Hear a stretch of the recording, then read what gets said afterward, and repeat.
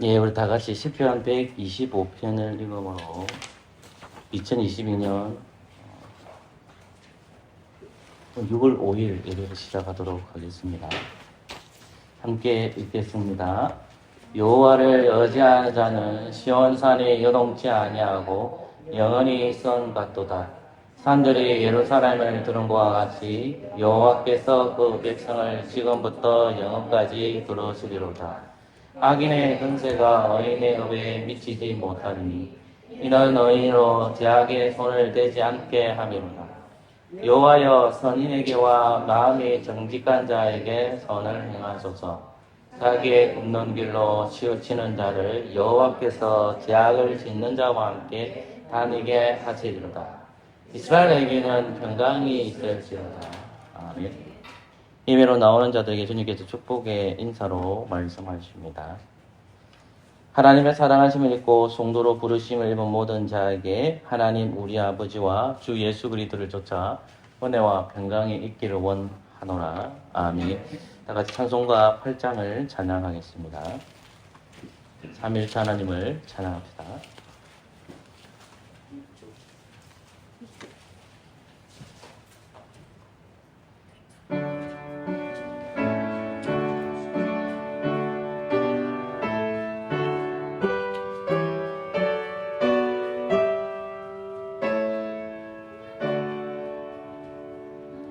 목소리 높여서 주 찬양하여라. 영광과 권세와 존귀와 위엄은 오늘이 다스리시는 만왕의 왕께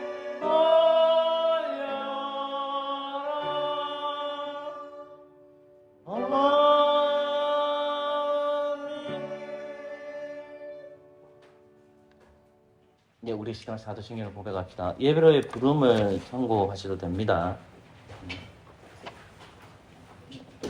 한 사람도 예외 없이 다 고백하도록 합시다.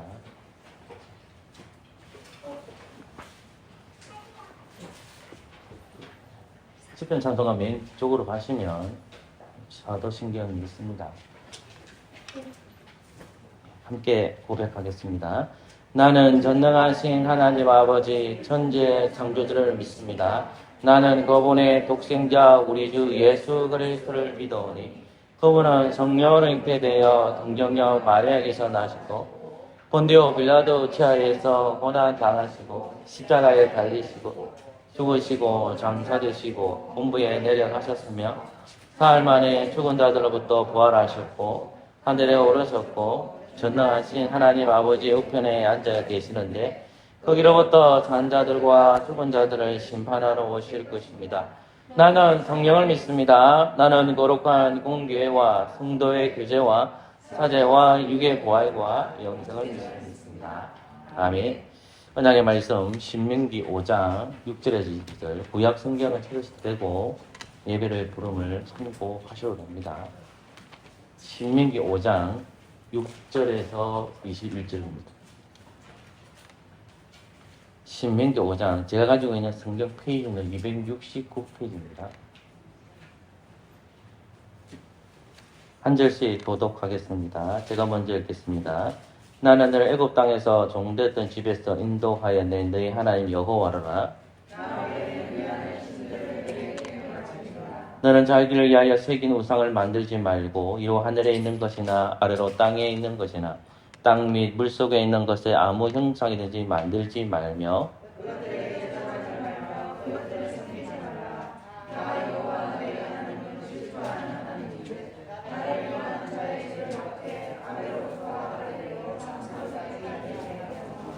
나를 사랑하고 내 계명을 지키는 자에게는 천대까지 은혜를 베푸느니라.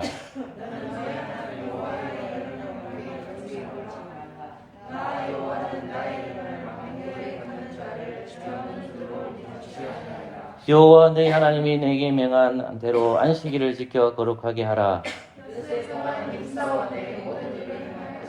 제7일은 너희 하나님 여호와의 안식인즉 너나 내 아들이나 내 딸이나 내 남종이나 내 여종이나 내 소나 내 낙이나 내 모든 육축이나 내 문안에 요하는 객이라도 아무 일도 하지 말고 내 남종이나 내 여종으로 너같이 안식하게 할지니라.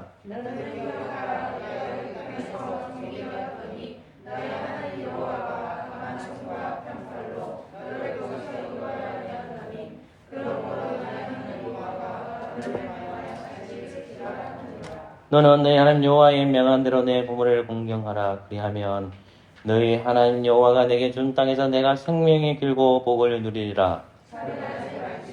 간음하지도 말지니라. 내 이웃에 대하여 거짓 증거하지도 말지니라.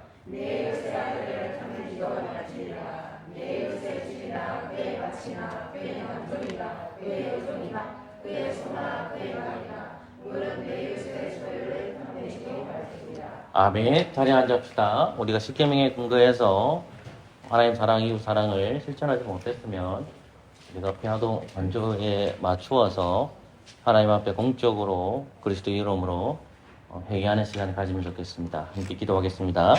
하나님 감사합니다. 우리를 예배의 자리를 초대해 주시고 십계명에 근거해서 살아가는 것을 나의 삶을 비추어 보일 때에 하나님 보시기에 악한 말로 고백합니다. 나의 죄를 용서해 주시고 하나님의 선하신 계획이 무엇인지를 잘 발견하여 주님의 선하신 계획대로 살아가게 하여 주옵소서. 일주일 동안 삶을 살아가면 하나님 보시기에 아름답지 못한 일들이 참 많았는데 하나님 용서해 주시고 우리 교회가 하나님 보시기에 아름다운 믿음의 교회 될 수 있도록 하나님께서 도우시고 인도해 주옵소서.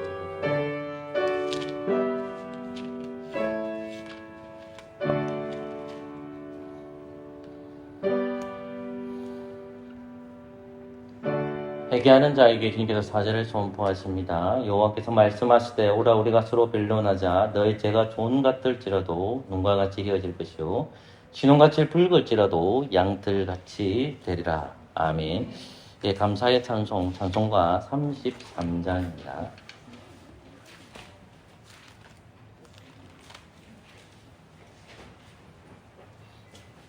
찬송가 33장입니다.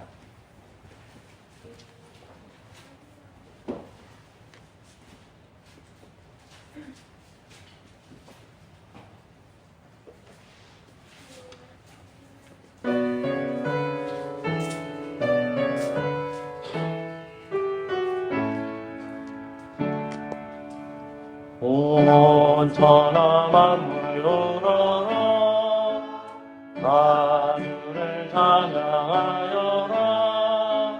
할렐루야 할렐루야. 처음 빛나는 밝은 해 처음 빛나는 밝은 날 하나님을 찬양하라.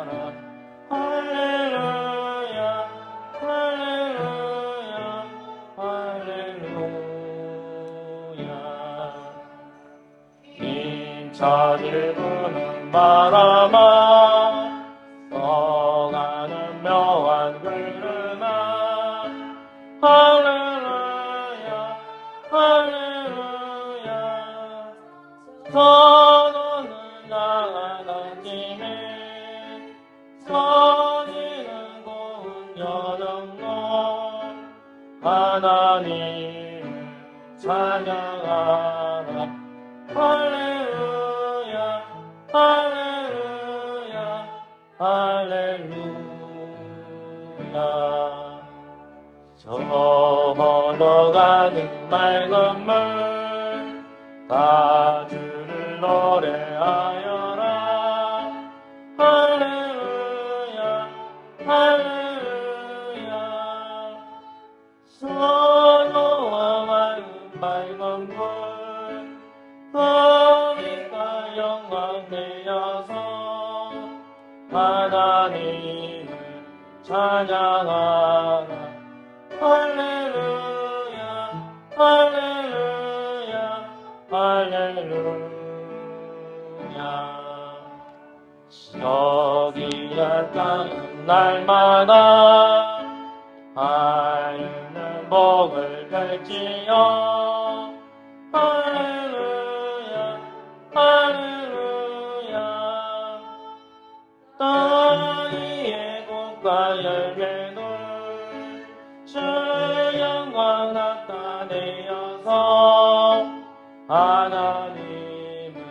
찬양하라.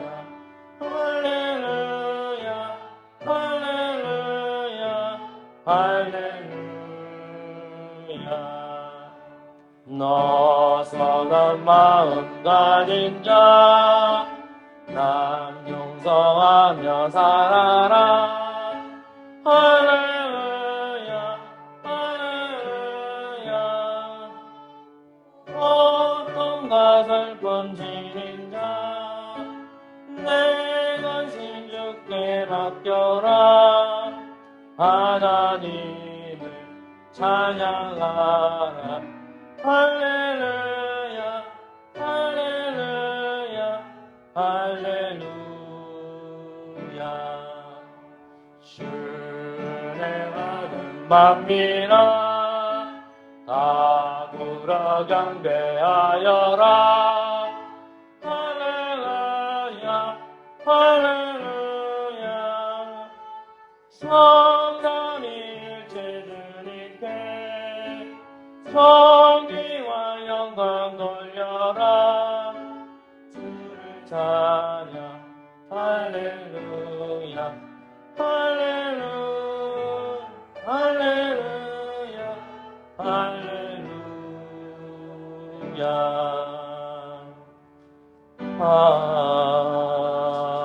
아멘. 히브리서 13장 15절에서 16절 말씀입니다.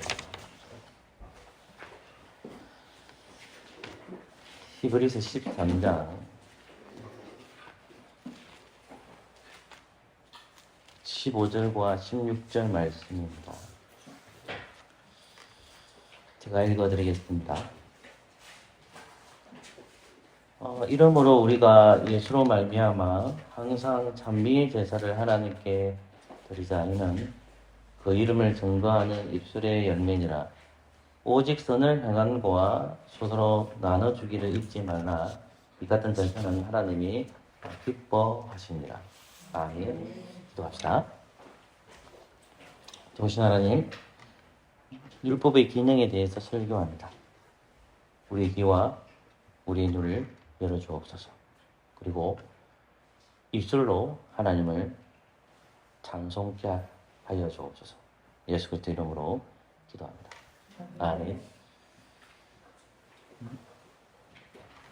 오늘 본문은 히브리서 13장 15절부터 16절입니다. 본문 말씀은 율법의 기능입니다.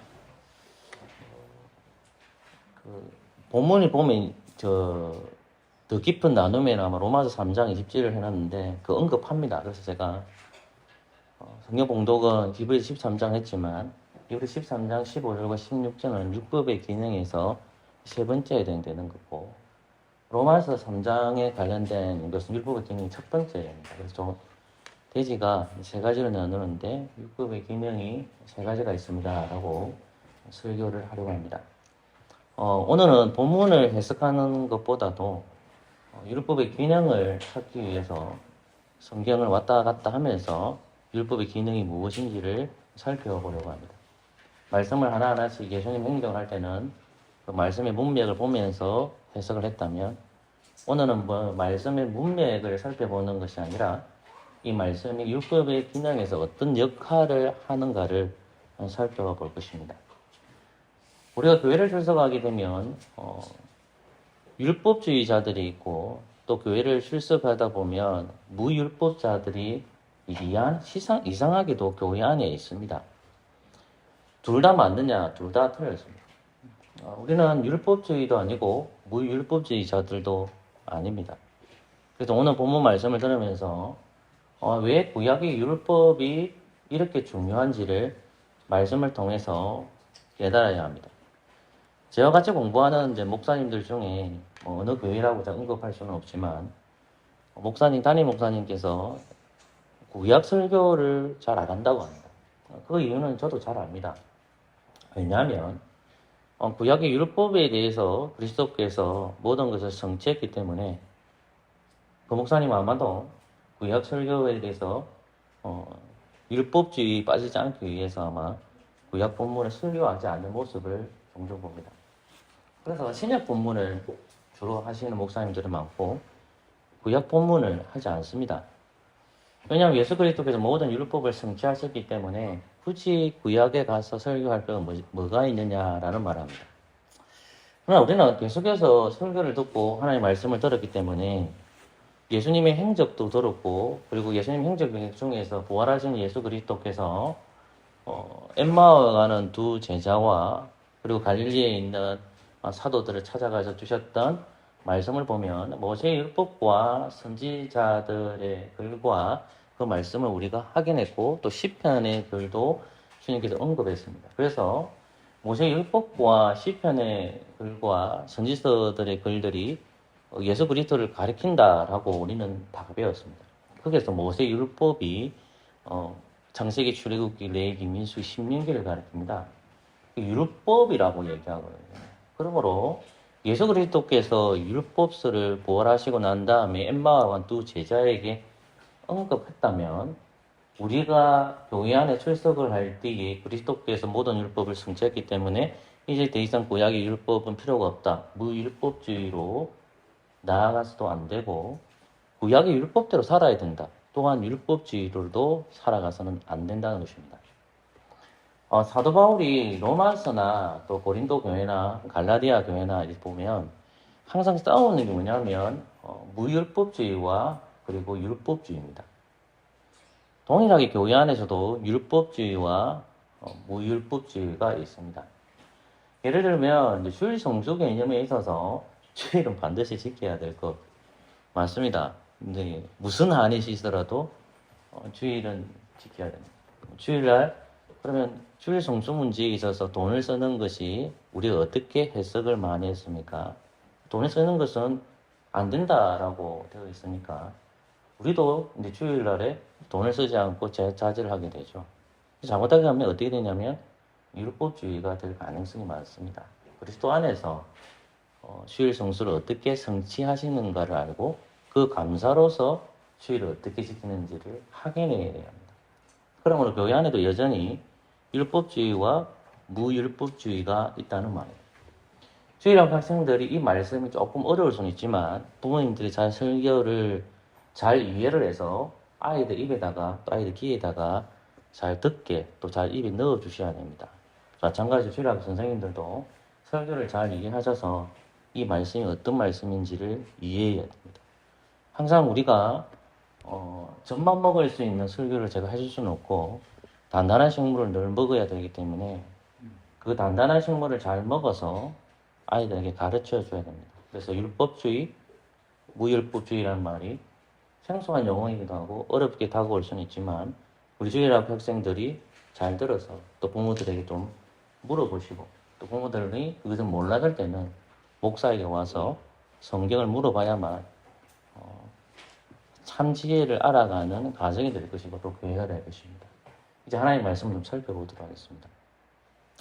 먼저 우리 본문 말씀을 알아보면 첫 번째 율법의 기능인데 저는 율법의 기능을 세 가지로 다루고 있습니다. 이것은 칼빈도 다 얘기하고 목사님들이 다 얘기하는 얘기이기 때문에 반복적으로 여러분들에게 한 번 더 언급을 하는 것입니다.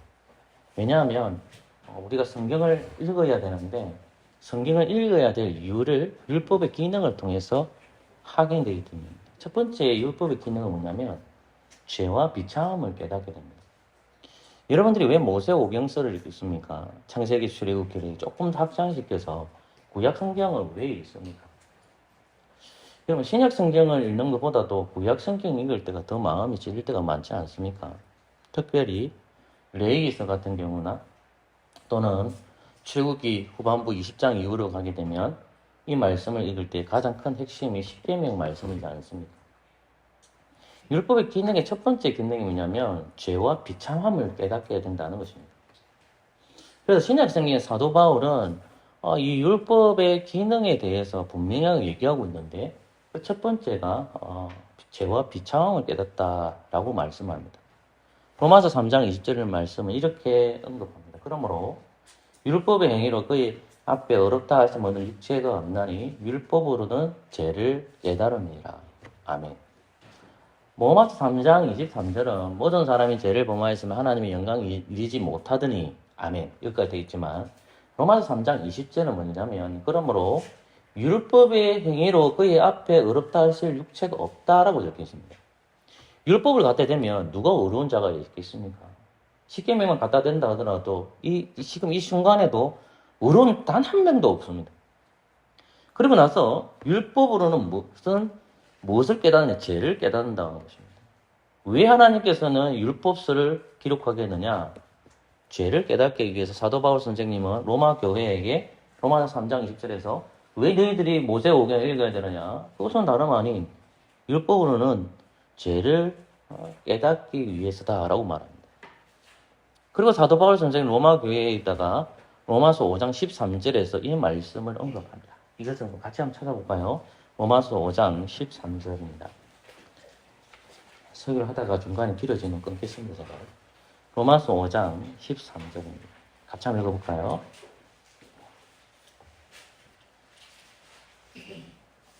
같이 읽겠습니다. 시작. 제가 율법이 있기 전에도 세상에 있었으니 율법이 없을 때에는 죄를 죄로 여기지 아니하였느니라. 아멘. 여러분, 우리 로마서 3장 1절과 로마서 5장 13절을 반드시 기억해야 되고 율법의 첫 번째 기능이 뭐냐? 죄를 깨닫게, 죄와 비참함을 알게 한다는 겁니다. 로마서 5장 13절에는 죄가 율법이 있기 전에는 세상에 있었으나 율법이 없을 때는 죄를 죄로 여기지 아니했다는 말입니다. 이 말씀에 대한 깊은 해석은 하지 않겠습니다. 그러나 문자적으로 여러분들이 읽었을 때 어떤 생각이 듭니까? 율법이 없을 때는 죄를 죄로 여기지 아니했다고 했죠. 그럼 율법서는 언제 기록됐느냐가 가장 관건이지 않습니까? 그것은 이스라엘 백성들이 시내산에 도착했을 때 하나님께서 모세를 부르셔서 모세에게 준 것이 율법서입니다. 시내산에서 주님께서는 가나안 땅으로 가는 그의 백성들에게 너희들은 거룩한 백성이고 나의 소유이기 때문에 지침서를 하나 줄게. 그 지침서가 뭐냐면 율법서를 주는 겁니다. 그럼 이스라엘 백성들이 이전에는 그것이 구전으로 전해져 있다가 이제 문서로 기록된 거잖아요. 구전으로 있다가 이것이 하나님의 말씀이 이제 문서로 기록이 되어버렸단 말입니다. 그럼 문서로 기록된 것을 언약의 백성들이 보았을 때에 어떻게 됩니까? 죄와 비참함을 깨닫게 되는 거 아닙니까? 죄라는 것이 뭐냐? 율법의 기능은 죄를 깨닫기 위해서 기록됐다는 것을 로마서 3장 1절과 로마서 5장 13절을 통해서 확인합니다. 여러분, 우리가 성경을 율법서를 읽어야 될 이유를 여기서 발견하는 겁니다. 왜 우리가 율법서를 읽어야 될까요? 왜 창세기, 출애굽기, 레위기, 민수기, 신명기를 떼내버리고 그냥 읽었으면 좋겠는데 여호수아서부터 읽으면 좋겠는데 왜 우리는 율법서를 반드시 읽어야 될까요? 예수님께서 사도 바울을 통해서 말씀하신 것이 뭐냐면 율법으로는 죄를 깨닫기 위해서다라고 말씀하고 있는 것입니다. 그리고 예수님께서 부활하시고 난 다음에 승천하시기 앞서서 승천하기 전에 엠마오 가는 두 제자들과 사랑하는 11사도들에게 주신 말씀에서도 모세의 율법이 기록되어 있습니다. 왜 예수님조차도 그 모세의 율법을 언급할까요? 그 율법서는 너희의 죄를 깨닫기 위해서 반드시 필요하다는 것입니다. 근데 비참함이라는 것은 저와 여러분들이 배우지 않았습니까? 그 비참함이라는 것은 하나님과 우리의 관계가 단절했다는 것입니다. 단절입니다. 교제가 없다라는 것입니다. 하나님과의 교제가 단절됐다는 거예요. 그러니까 죄와 비참함을 알 수 있는 것이 율법서를 통해서 확인된다는 겁니다. 창세기, 출애굽기, 레위기, 민수기, 신명기 말씀을 여러분들이 왜 떼내지 말아야 될 이유가 여기서 발견하는 것입니다. 이 율법서가 없다면 우리는 죄를 깨달을 수 없습니다. 그러므로 우리에게는 율법이 필요합니다. 그래서 하나님의 아들이신 그리스도께서도 하나님께서는 구약의 언약 백성들에게 율법서를 모세를 통해서 기록하게 했고 그들이 죄와 비참함을 깨닫게 했다는 것입니다. 야, 너희들 뭐야? 너희들 죄인이야. 너희들은 나와의 관계가 단절되어서 가르쳐주는 것입니다. 율법이 우리의 죄인됨과 비참함을 가르쳐주기 때문에 이 율법서는 반드시 필요해야 되고 지금의 언약 백성으로 부르심을 받은 교회된 우리가 성경을 읽어야 되는데 모세의 율법을 제의시키고 읽지 말아야 된다. 그게 아니라 모세의 율법도 포함해서 읽어야 된다는 것입니다. 그러면 이 율법은 우리를 의로운 재판장이신 하나님 앞에 세우는 거죠. 여러분, 우리가 성경을 읽다 보면 그 성경 구절들 읽어볼 때에 율법서를 읽게 될 때 어떻게 됩니까? 조금 전에 여러분이 십계명 읽지 않았습니까? 뭐 신명기 5장 말씀이나 아니면 출애굽기 20장 말씀을 여러분들이 잘 알고 있지 않습니까? 출애굽기 20장 1절부터 17절 말씀은 우리가 너무 반복적으로 읽기 때문에 그 언약의 말씀이고 십계명 말씀 핵심이라는 내용도 있고 율법의 가장 큰 핵심이잖아요. 그런데 이 율법 핵심인 여러분들이 예배 때 딱 갖다 대었을 때 누구 앞으로 데려갈까요? 그것은 의로우신 재판장이신 하나님 앞으로 데려갑니다. 호람대오입니다. 하나님 앞에. 그분 앞에 우리를 데리고 가는 겁니다. 이게 굉장히 무서운 겁니다. 그러니까 율법서 읽을 때마다 나의 존재를 압니다. 여러분의 존재를 알고 싶습니까? 그러면 율법서를 읽어야 됩니다. 율법서를 읽으면 나의 존재를 압니다. 여러분은 죄인이고 나도 죄인입니다. 그리고 우리는 어떠냐? 죄와 비참한 상태입니다. 이게 맞는지 안 맞는지 저는 정확하게 잘 모르겠습니다만 이 거의 맞는 것이 저는 목회 생활하면서 느끼시는 게 있는데 그 예배당과 멀어지면 신앙도 멀어지는 부분이 있습니다. 그러니까 제 말은 좀 바꿔 생각하면 율법서를 여러분 읽지 않죠. 여러분들이 존재가 어떤 존재인지 모릅니다. 그래서 왜 우리가 매주마다 예배 때마다 십계명이 예배에 들어가 있을까요? 여러분 존재를 알아라는 거예요. 나의 존재. 우린 죄인이라는 거예요. 그리고 하나님 앞에 우리는 비참한 상태였다는 거예요. 우리는 그분 앞에서 하나님 앞에서 죄로 인해 떨고 있는 나의 모습을 연상해야 됩니다. 율법을 읽을 때에 여러분들이 정말 나의 죄대의 문제를 위해서 떨고 있는 나의 모습을 그리고 있는지,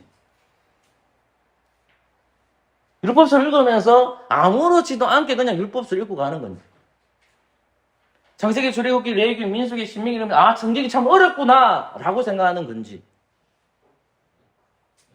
그러면 그 율법서 읽었을 때 나의 상태를 알고 나의 존재를 알고 나의 비참함을 알아야 된다는 거죠. 내 존재가 죄인이었구나. 내가 하나님 앞에 나아갈 수가 없는 존재였구나. 하나님 앞에서 나는 두렵고 떨고 있는 존재였구나 하는 것을 율법서는 우리에게 분명하게 가르쳐주고 있습니다. 나중에 집에 갔으면 웨스트민트 신앙고백서 19장 6절이 그것을 고백합니다.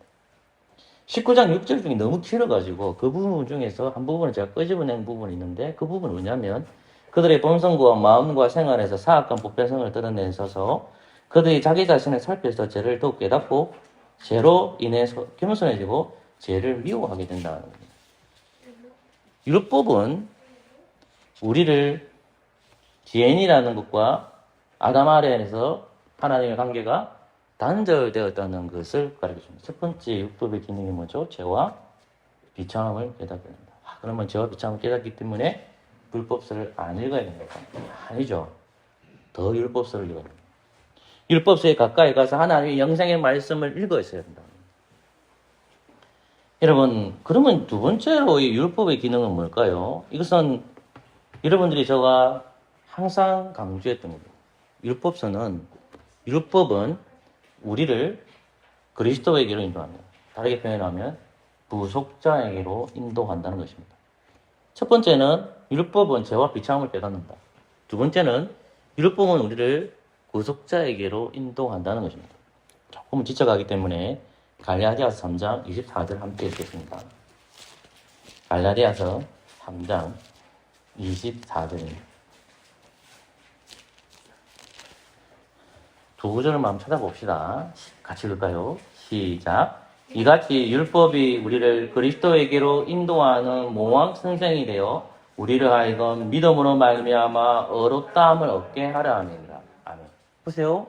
율법이 우리도 포함되는 거죠. 갈라디아 교회니까 누구에게 인도합니까? 그리스도에게로 인도하는 뭐다?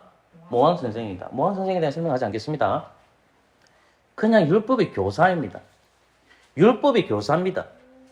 창세기, 출애굽기, 레위기, 민수기, 신명기 이 말씀이 교사가 되어서 사도 바울 우리에게 말하는 게 뭡니까? 우리를 어디로 인도해야 한다 합니까? 예수님에게. 자, 저와 여러분들을 율법이 잡아서 데리고 갑니다. 율법이 선생이 되어서 우리를 데리고 가는데 어디로 가냐면 죄와 사망을, 죄와 비참을 해결할 수 있는 방법이 그분에게 인도합니다. 그분이 누굴까요? 갈라디아서 3장 24절에서는 그리스도라고 합니다. 그 예수님에게 다 갖다 줍니다. 우리를. 율법을 어디로 인도해 주냐? 그리스도에게 인도해. 로마서 3장 21절과 22절 한번 찾아봅시다. 로마서 3장 21절과 22절. 같이 읽어볼까요? 시작. 이제는 율법 외에 하나님의 한 의가 나타났으니 율법과 선지자들에게 증거를 받은 것이라. 곧 예수 그리스도로 믿음으로 말미암아 모든 믿는 자들에게는 미치는 하나님의 의, 차별이 없느니라. 아멘.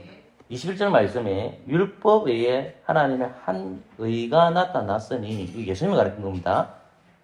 뭐라고 되어 있죠? 율법과 뭐가 되어 있습니까? 선지자들에게. 자, 율법과 선지서. 율법과 선지자들은 선지서를 가르치는 거거든요. 조금 넓게 얘기하면. 그럼 율법서를 하나님께서 지정해 주신 한 의로 데려가는데 그분이 누구예요? 예수님이죠. 율법은 우리에게 교사입니다. 자, 보세요. 예수님께서 요한복음 5장 말씀에 이런 말씀을 유대인들에게, 이스라엘 백성들에게 합니다. 특별히 바리새인들이죠. 5장 39절의 말씀을 보면 너희가 성경에서 영생을 어느 정도 생각하고 성경을 상용하니와 이 성경이 곧 내게 대하여 뭐 되어 있죠? 증거하는 것이로다 되어 있잖아요. 성경이라는 것이 모세율법과 시편과 선지서이지만 그 성경 속에 뭐도 포함되어 있죠? 율법서가 포함되어 있죠. 율법은 누구에게 인도한다? 그리스도에게 인도한다는 말입니다. 누가복음 24장 27절은 제가 조금 전에 언급했던 엠마오가 간 두 제자에게 주님께서 들려주셨던 말씀입니다.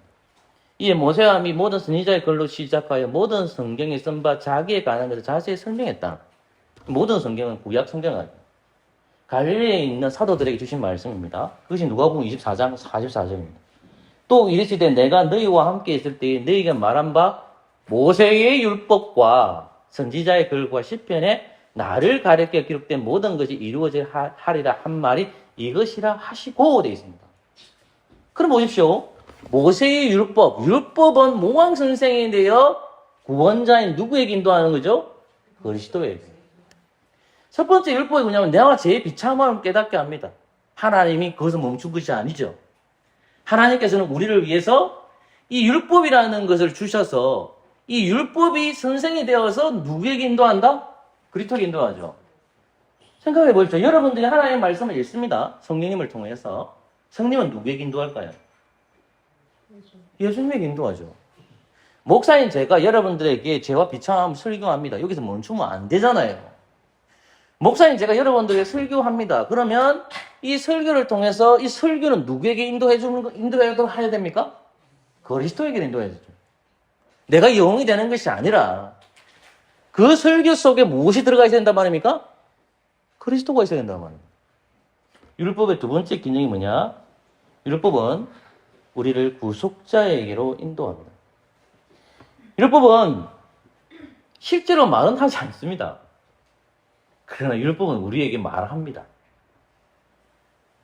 그 율법은 우리를 데리고 가서 십자가에 매달리신 그리스도에게로 인도합니다. 율법은 우리 대신, 나 대신 벌거벗음을 당해 하나님 앞에 서 계시는 분으로 우리를 데려갑니다. 분에게 데려갑니다. 율법은 우리를 데려가는데 우리 대신 죽음을 당하시고 십자가에 달리신 그분에게로 인도합니다. 율법은. 그분께서 우리를 위해서 형벌과 진노의 심판을 받아서 그 율법의 선생이 되어서 우리를 그리로 데려간다는 거예요. 그러므로 율법을 업신여긴 자는 율법의 가르침을 받을 수 있습니까? 못하죠. 율법의 인도를 받지 못합니다.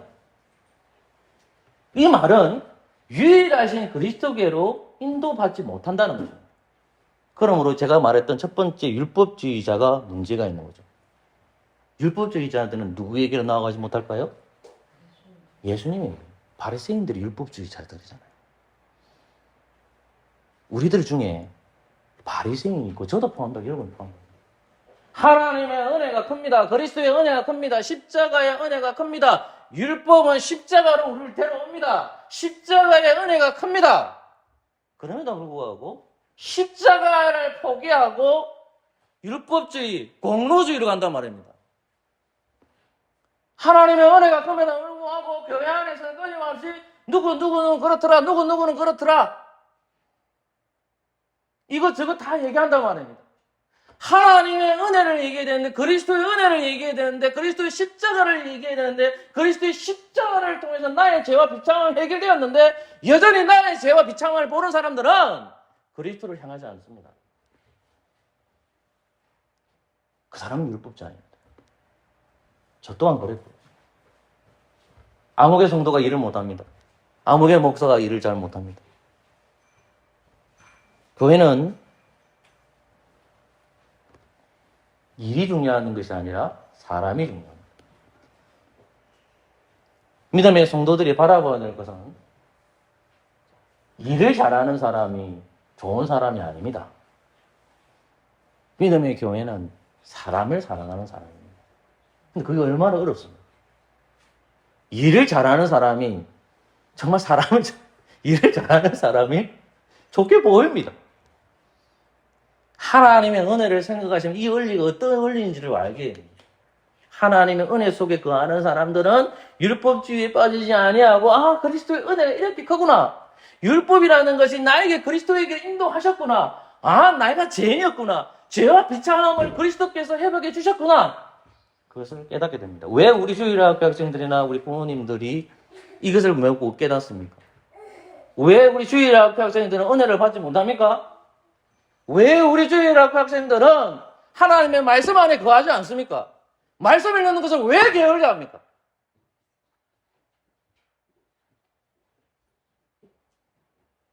부모가 확인해야 되고, 학교 갔을 때 정말 하나님을 신실하게 믿는다면, 하나님의 은혜를 생각한다면, 하나님의 은혜를 체험한 주일학교 학생들은 하나님의 사랑이 나에게 큽니다 라고 고백할 것입니다. 교회된 부모된 우리가 주일학교 학생들을 지도하지 못한 책임이 없지 않아? 저는 있다라고 생각합니다. 부모가 말 하나, 단어 하나 할 때마다 하나님의 은혜가 너희가 함께 있다라는 것을 늘 이야기해 줘야 됩니다. 하나님이 함께 하지 않으면 너는 소망이 없다는 것을 아이들에게 얘기해 줘야 됩니다. 핸드폰을 만지고, 그리고 학교 가서 공부는 게을리하고, 학생의 신분으로서 마음대로 살아가고, 그렇다면 하나님의 은혜를 모르는 겁니다. 하나님의 은혜를 안 나가면 자기의 소망을 발견해야 돼요. 하나님 앞에 기도해야 된다. 내가 너무 학당에서 얘기하는지는 모르겠지만은, 율법은 끊임없이 우리를 어디로 인도하느냐? 그리스도에게로 인도합니다. 그리스도의 인도함을 받은 사람들은 하나님의 은혜 속에서 거합니다. 성령의 통해서 하나님의 은혜를 체험하게 됩니다. 그런 사람들은 남을 정죄하는 것보다, 나도 찔립니다, 이게. 남을 정죄하는 것보다도 그리스도의 사랑으로 그 성도를 사랑하게 됩니다. 세 번째는 뭘까요? 이 세 번째 율법의 기능은 이제 마지막으로 정리하고 말씀을 맺겠습니다. 이 세 번째는 무율법주의자들에 대해서 하나님께서 때리시는 말씀입니다. 그리스도께 인도해주게, 그리스도께 모든 은혜를 주셨다. 그래, 맞지? 그러면 내 인생 내 거니까, 내가 그리스도 믿으니까 내 마음대로 살면 되지. 그리스도인들 중에서 율법주의자들도 많겠지만 더 많은 것이 뭐냐면 무율법주의자들이 교회 안에 있어요. 이런 자 정말 많아요. 그리스도께서 모든 은혜를 주셨기 때문에 나는 마음대로 살아도 돼. 예수님이 모든 것을 다 이루어 주셨기 때문에 나는 내 인생은 즐기면 살아도 돼. 난 교회 출석만 하고 내 행동은 마음대로 살아도 돼. 무율법주의. 구약의 율법은 필요 없어. 마지막 율법의 세 번째 기능은 뭐냐면, 이 율법은 우리에게 필요 없는 것이 아니라 감사의 길을 제시합니다. 율법은 첫 번째는 죄와 비참함을 깨닫게 한다. 두 번째는 율법은 구속자인 그리스도에게 인도한다. 세 번째는 뭐냐면 우리에게 감사의 길을 제시한다는 말입니다. 여러분 오늘 마태복음 5장 17절과 18절 말씀을 알고 있잖아요. 내가 율법이나 선지나 폐하러 온 줄로 생각지 말라. 폐하러 온 것이 아니요 완전케 하려 함이라. 진실로 너에게 이르는 천지가 없이기 전에는 율법의 1점이어도 반드시 없어지지 아니하리라. 다 이룰 자가 되었습니다. 5장 17절 말씀 반드시 기억해야 됩니다. 예수님이 이렇게 말씀하신 거죠. 내가 율법이나 선지자나 폐하러 온 줄로 생각지 말라. 폐하러 온 것이 아니라 완전케 하겠다. 폐한 게 아니죠. 뭐죠? 완전케 하는 겁니다. 율법이 폐해졌다 말하지 않고 완전케 하기. 누가 완전케 합니까? 누가 율법을 마칩니까? 그리스도께서 마치셨잖아요. 율법은 십자가 아래로 인도하고, 야, 율법은 십자가로 우리를 딱, 율법이 우리를 십자가로 딱 인도하고, 율법이 우리한테 이렇게 얘기하면, 더 이상, 야, 잘 있어. 이제 우리 헤어질 시간이야. 이제 네 십자가 아래 가면 돼. 이제 우리는 헤어질 시간. 네 십자가만 있으면 돼. 우리는 헤어질 시간이야. 예수님 그렇게 말씀하지 않습니다. 오히려 이렇게 말씀하시죠. 우리가 시편 말씀을 잘 알고 있지만은 시편 말씀을 통해서 이 말씀을 기억이 안 나는데 109편인가? 109편 105절 말씀 이 말에서 있잖아요. 주의 말씀은 내 발의 등이요 내 길의 빛이니이다 했잖아요. 그러면 주의 말씀은 말씀이라는 그 율법도 들어가 있으니까 예수님 그래 내가 갔어. 야 그래 이제 율법과 헤어지는 거야. 이게 아니죠. 오히려 그 율법을 통해서 우리 어떻게 됩니까? 그 율법이 우리에게 빛을 제공한다는 말입니다. 그럼 어떻게 그것이 가능한지 살펴봐야 됩니다. 우리는 히브리서 7장 12절과 히브리서 9장 12절을 통해서 이제 더 이상 희생제사를 드리지 않습니다. 히브리서 9장 12절 말씀은 이렇게 적혀 있습니다. 이거 한번 찾아봅시다. 히브리서 9장 12절입니다. 자꾸 찾으면 이해가 잘 될 겁니다. 히브리서 9장 12절.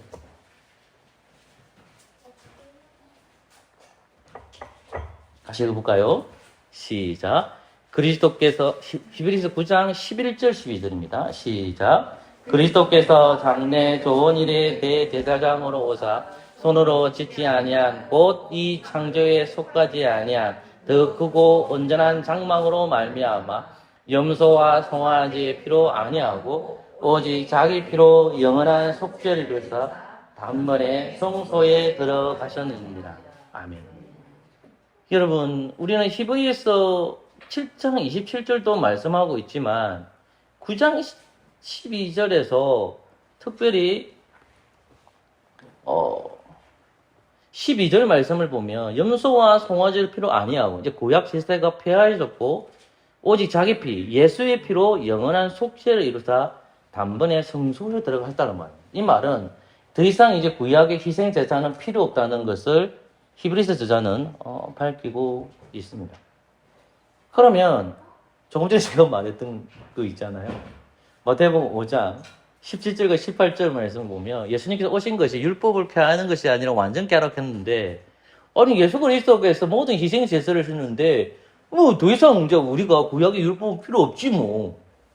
예수님께서 다 이루셨는데 히브리서 9장 12절에도 단번에 주님께서 성수에 들어가셨는데 이제 우리는 희생 제사를 드릴 필요가 없고 예배를 드릴 필요도 없고 그냥 예수님만 믿으면 되는 거 아닌가? 그냥 살면 되는 거 아닌가? 구약 율법 필요 없잖아. 그렇게 말할 수 있지 않습니까? 그러나 여러분 그것은 빵점입니다.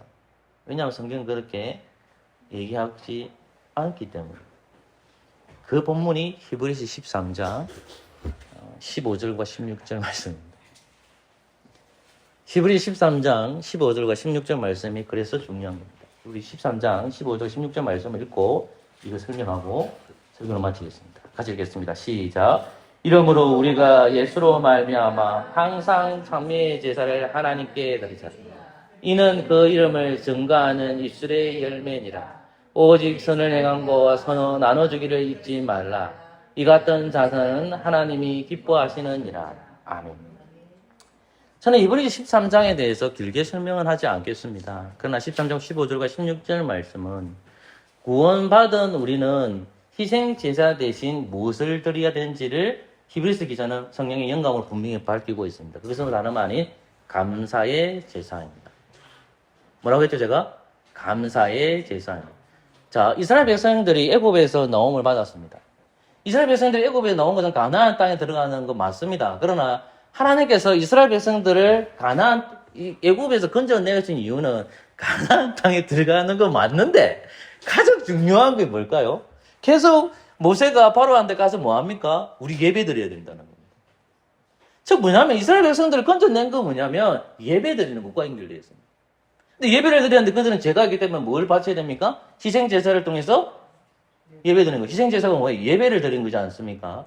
자, 그러면 조금 전에 내가 얘기했던 구원받은 우리는 이제 희생제사를 드리지 않습니다. 그 대신에 감사의 제사를 드린다고 했습니다. 그러면 감사의 제사가 뭐냐라고 질문할 수 있잖아요. 그게 뭘까요? 그 예배입니다. 그 뭘까요? 경건한 삶입니다. 여러분 예배 드리죠? 바깥에서 어떻게 살아야 돼요? 경건하게 살아야 돼요. 경건하게 살아야 됩니다.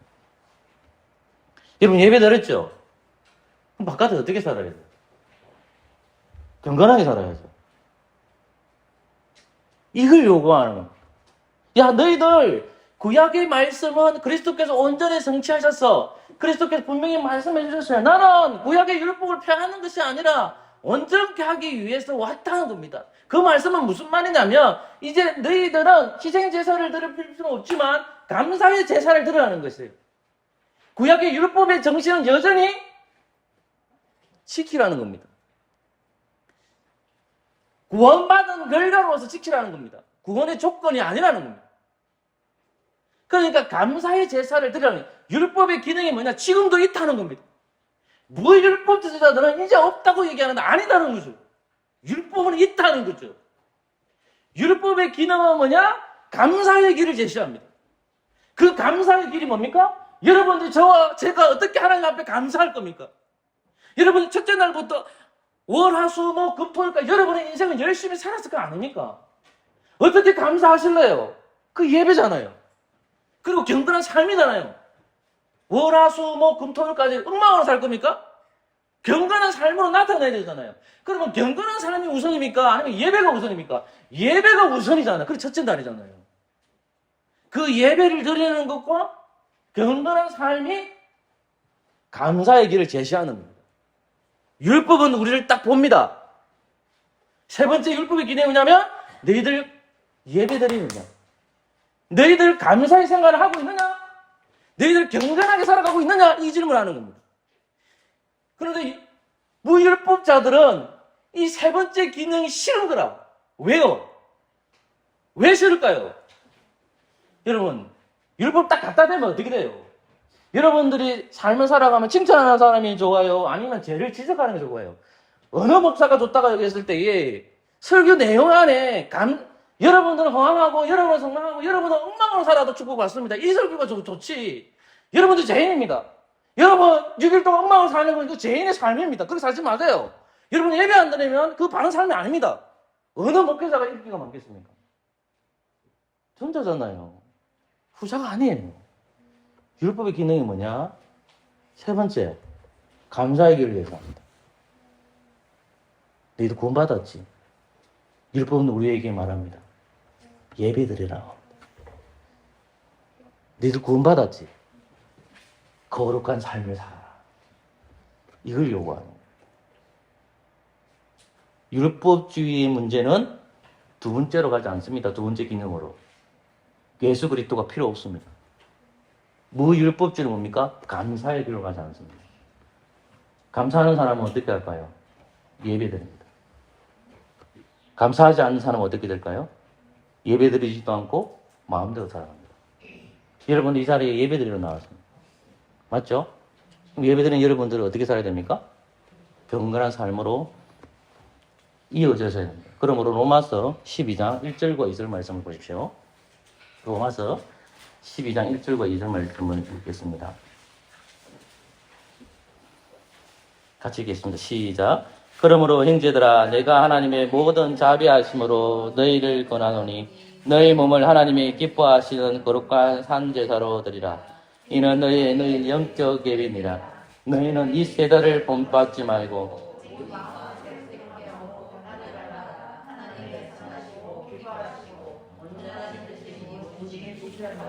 아멘. 보십시오 여러분 1절 말씀을 보면 예배와 관련되어 있고 2절 말씀은 거룩한 삶과 넓은 의미에서 연결되어 있습니다. 결국 뭐냐? 우리가 구약의 율법의 기능이 세 번째 기능이 뭐냐? 감사의 길을 제성하는데 이제 우리가 하나님 앞에 예배드리는 존재가 됐다는 거고 우리가 거룩한 삶으로 나아가야 된다는 겁니다. 여러분 첫째 날에 여러분은 예배를 드립니다. 이제 둘째 날, 셋째 날 이어질 겁니다. 그러면 여러분 월, 화, 수, 목, 금, 토, 일 날에 여러분들이 죄인이라는 것을 무엇을 통해서 확인할 겁니까? 성경을 읽는 자만이 확인합니다. 성경을 읽는 자만이 그리스도를 발견합니다. 성경을 읽는 자만이 감사의 길을 발견하게 됩니다. 주일학교 학생들은 이렇게 얘기하기도 불구하고 성경을 안 읽습니다, 여러분. 은주, 은정이, 한수, 미유, 지혜, 예슬이 성경 읽는 거 잘 확인해 보세요.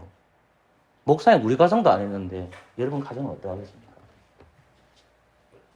끊임없이 성경을 확인하십시오. 인간은 편한 데 살아가기 때문에 성경을 안 읽는 그 순간에 예배자의 삶으로 살아갈 수가 없고요. 그리고 거룩한 삶으로 살아가지 않습니다. 지금 성경을 안 읽는 부모나 아이는 언젠간 배교합니다. 미안합니다, 여러분. 배교합니다.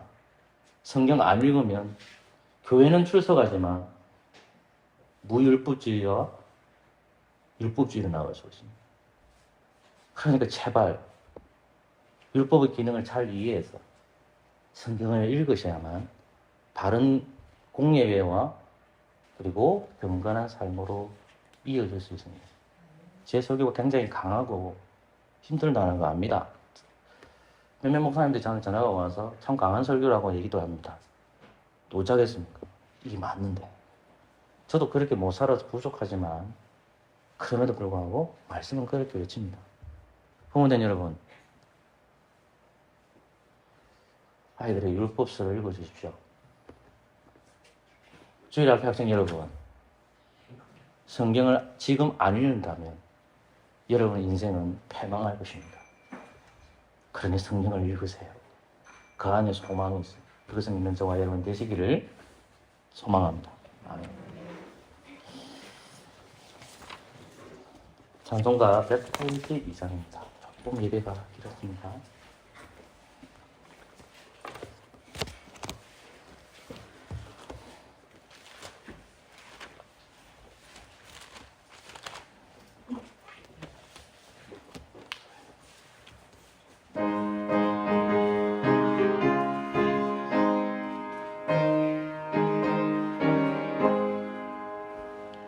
구주의 십자가 보혈로 제 신선 받기를 원하네. 내 죄를 씻으신 주를 찬송합시다. 찬송합시다. 찬송합시다. 찬송합시다. 내 죄를 씻으신 주를 찬송합시다. 신약을 속하여 주신 주 내 속에 걸어와 계시네. 십자가 앞에 서는 찬송합시다. 찬송합시다.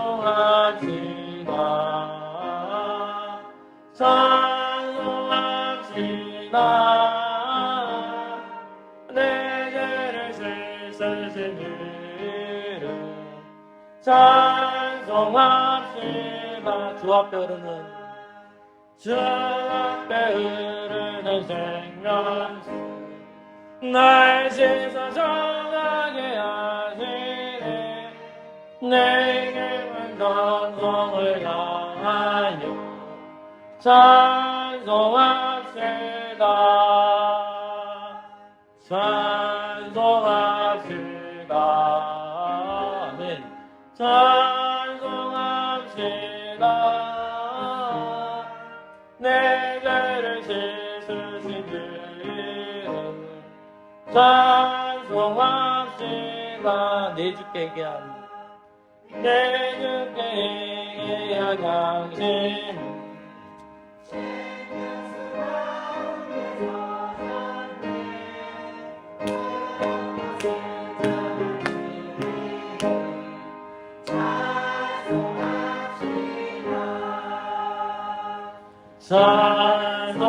찬송합시다. 찬송합시다. 내 죄를 씻으신 주 찬송합시다.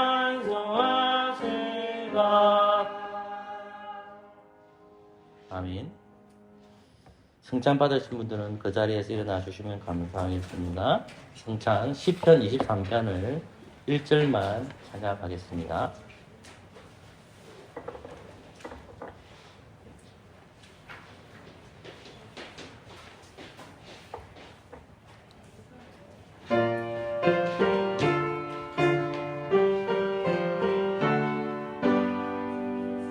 여호와는 내 목자의 시온이 내게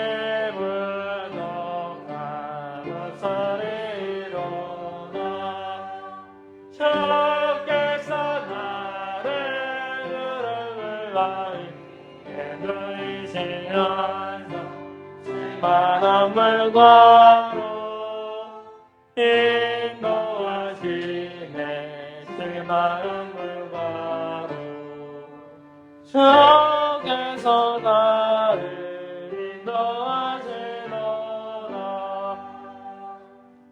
성자 본문 말씀은 에베소서 2장입니다. 2장 20절입니다. 2장 20절 말씀을 제가 읽겠습니다. 너희는 사도들과 선지자들에 대해 세우심을 입은 자라 그리스도 예수께서 친히 모퉁이들이 되셨느니라. 아멘. 목사는 사도도 아니고 선지자도 아닙니다. 그러나 목사는 사도적 신앙을 교인들에게 가르쳐야 됩니다. 누구를 가르쳐야 될까요? 사도들과 선지자들처럼 똑같이 모퉁이들을 가르쳐야 됩니다. 똑같이 목사는 주님께서 가르쳐 주신 성찬을 공개합니다. 떡과 포도주를 설명합니다. 예수님이십니다. 예수님이 우리를 구원해 주심으로 성령을 보내주셨습니다. 그러므로 에베소 2장 19절 말씀을 보면 이 말씀이 나옵니다. 이제부터 너희가 외인도 아니요 손도 아니요 오직 성도들과 동일한 시민이요 하나님의 근속이다. 근속은 가족이라는 말입니다. 사랑하는 성도 여러분, 우리는 피 한 방울 섞여 있지 않습니다. 헬렌이 지느냐, 그리스도의 피가 지느냐, 단연코 얘기하지만 헬렌이 지납니다. 그러나 여러분, 틀린 겁니다. 우리 속은 헬렌이 지납니다. 그를 죽이는 작업을 성령께서 해주신 그리스도의 보혈의 피가 우리를 가족으로 만들어 주십니다. 그러니 혈련의 피보다도 그리스도의 피를 더 소중히 여기고 성찬이 베풀어질 때에 우리가 한 가족이라는 사실을 그리스도의 은혜에 감사하고 삼위일체 하나님을 찬송하는 저와 여러분 되시기를 소망합니다. 아멘.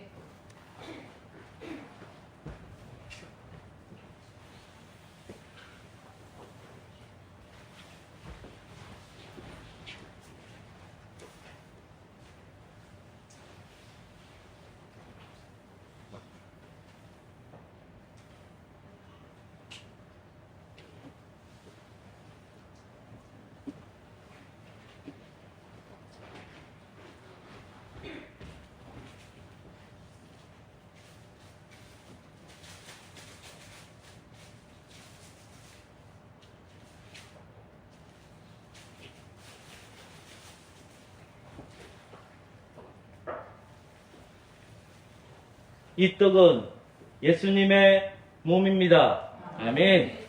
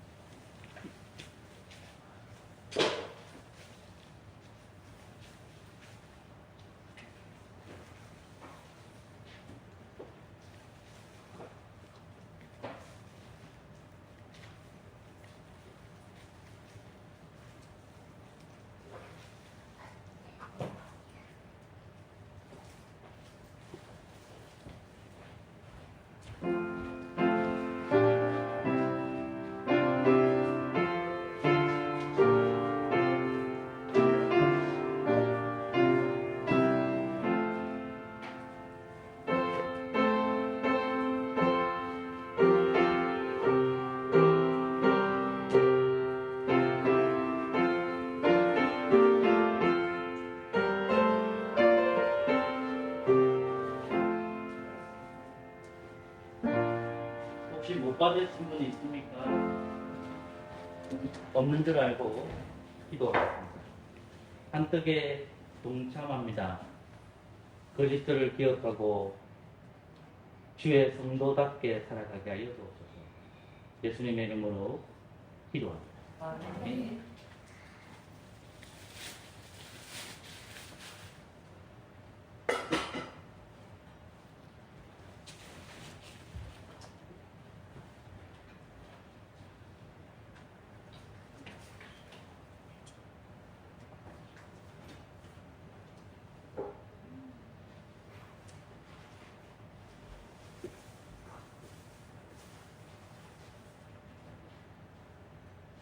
예. 이 포도주는 예수님의 피입니다. 아멘.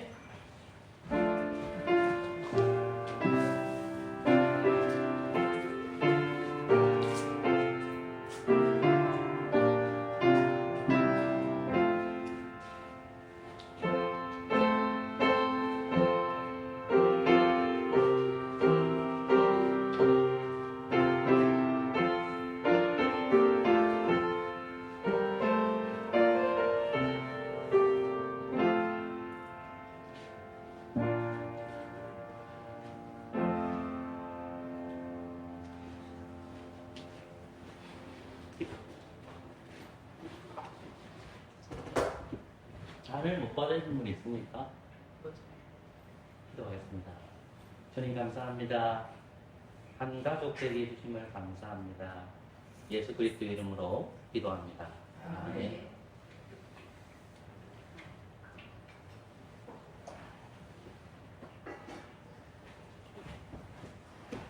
시편 23편 2절과 3절을 부름으로 준비하신 구제임금 하도록 하겠습니다.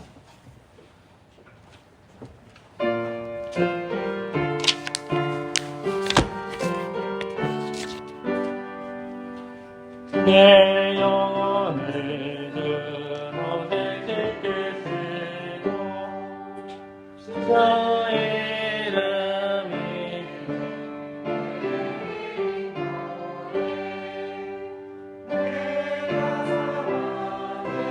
한심한 골짜기 다녀도 두렵지 않을 것을 주께서 나와 함께 하시리라. 주님 방이 막대가 아니하니 주님께서 원수 목전에서 내게 살리어 주시고 기름을 나의 머리에 부이 넘쳐 내 평생 선함과 인자하심이 나를 따르리. 여호와님이 영원히 살리라. 잘 앉아주십시오. 기도하겠습니다. 하나님 감사합니다. 우리가 율법의 기능에 대해서 하나님의 말씀 들었습니다. 우리의 비참함과 죄를 깨닫게 해주시고 또한 그리스도께로 인도해 주시는 것이 율법이라는 것과 그리고 율법이 여전히 우리에게 감사를 제시한다는 것을 배웠습니다. 하나님 아버지, 우리가 성경을 읽는 것에 게을리하지 않기를 소망합니다. 성경을 읽을 때마다 우리의 위치를 깨닫게 해주시고 그리스도를 발견케 해주시고 감사의 길을 제시해 주신 은혜와 찬송을 올려드립니다. 주일학교 학생들이 성경을 읽는 것에 성실하기를 소망합니다. 부모된 우리가 확인하고 또 확인하는 절차에 있어서 그리스도께서 얼마나 소중한지를 부모된 우리가 아이들에게 설명을 잘하는 교사가 될 수 있도록 은혜를 베풀어 주시옵소서. 이 모양 저 모양 살아가다가 주일 성수하는 것이 참으로 힘듦을 고백합니다. 그러나 하나님 앞에 예배드리는 자이므로 은혜 주심을 감사합니다. 예배를 통해서 하늘의 위로를 주시고 우리의 갈 길을 제시해 주신 하나님의 은혜에 감사와 찬양을 드립니다. 연로하신 부모 있습니다. 아버지 지켜주셔서 언제나 하나님 뜻 안에서 살아가게 주시고 기도하는 어머님 되게 하여 주시옵시고 영육간의 강건함도 허락하여 주옵소서. 육신의 아픈 성도들이 있습니다. 몸이 아픈 성도들이 많습니다. 하나님 찾아가셔서 위로해 주시고 속기 회복되는 은혜들을 허락하여 주시옵소서. 공무원 시험 준비하는 청년도 있습니다. 하나님 은혜 주셔서 지혜를 주시고 아무쪼록 좋은 결과가 있을 수 있도록 은혜 베풀어 주시옵소서. 주일학교 학생들과 우리 대학교 학생들과 동일하게 은혜 주셔서 이들이 어느 곳에 있든지 주님을 향하는 사랑에 식지 않도록 주님께서 복의 복을 허락하여 주시옵소서. 오늘 비가 와서 야외에는 가지 못하지만 그럼에도 불구하고 교회 예배당 안에서 성도의 교제가 풍성하게 일어나게 하여 주시옵소서. 예수 그리스도의 이름으로 기도합니다. 아멘. 시편 150편을 찬양함으로 준비하신 점검하도록 하겠습니다.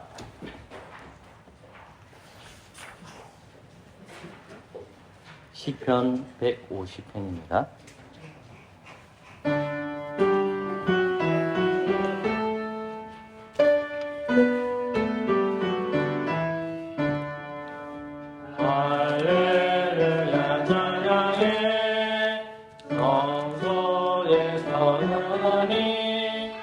그의 건너건 장서 그를 찬양하리라.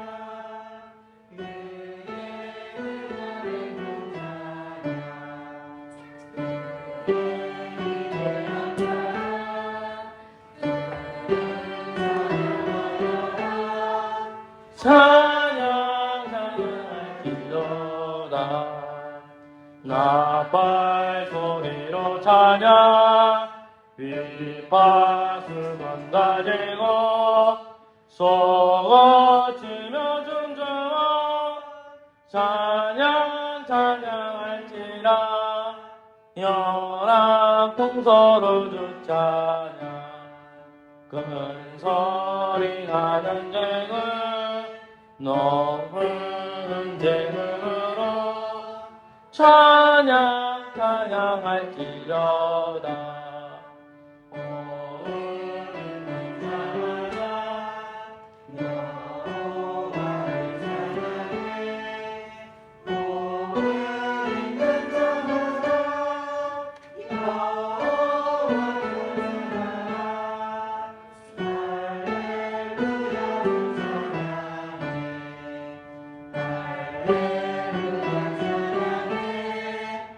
오르는 자마다 찬양하는 할렐루야. 기도하겠습니다. 하나님, 우리의 몸을 드립니다. 그리고 우리의 가진 재물을 주님 앞에 드려오니 받아주옵소서. 순수한 마음으로 주님께 드립니다. 더하거나 빼지 않고 하나님 앞에 이 모든 것을 드리오니 하나님 받아 주시옵소서. 아버지 하나님, 궁핍한 성도가 있으면 찾아가셔서 위로해 주시고 또 교회가 가난한 자에 구제하는 것을 잊지 않도록 성령님 은혜 베풀어 주시옵소서. 이 연금이 하나님 뜻에 합당하게 사용되기를 소망합니다. 주님께서 구원을 베푸신 은혜에 우리가 이것을 드리오니 하나님 받아 주시옵소서. 예수 그리스도의 이름으로 기도합니다. 아멘. 다 같이 일어나셔서 주님 다시 오실 때까지 찬양하겠습니다.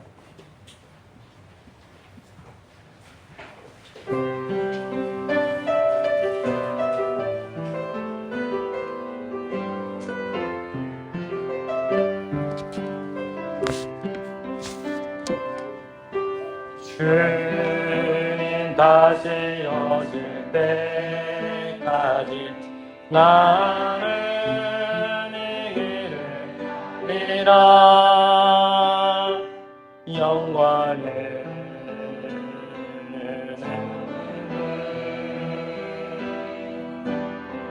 나의 십자가 아멘. 나이가 나의 가는 끝에서 나는 주님을 높이라 영광을 내 주님 나를 맞아주시오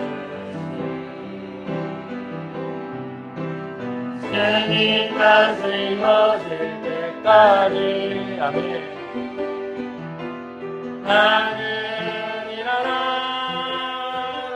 달려가리라 주의 영광으로 땅도 볼 때 나는 일어나 노래하리 내 사모하는 주님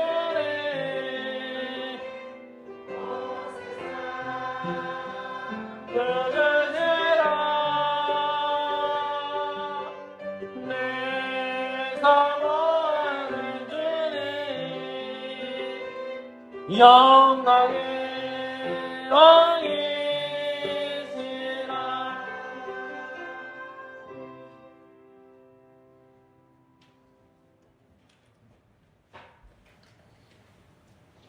주 예수 그리스도의 은혜와 하나님의 사랑과 성령의 교통하심이 너희 모두와 함께 있을지어다. 아멘.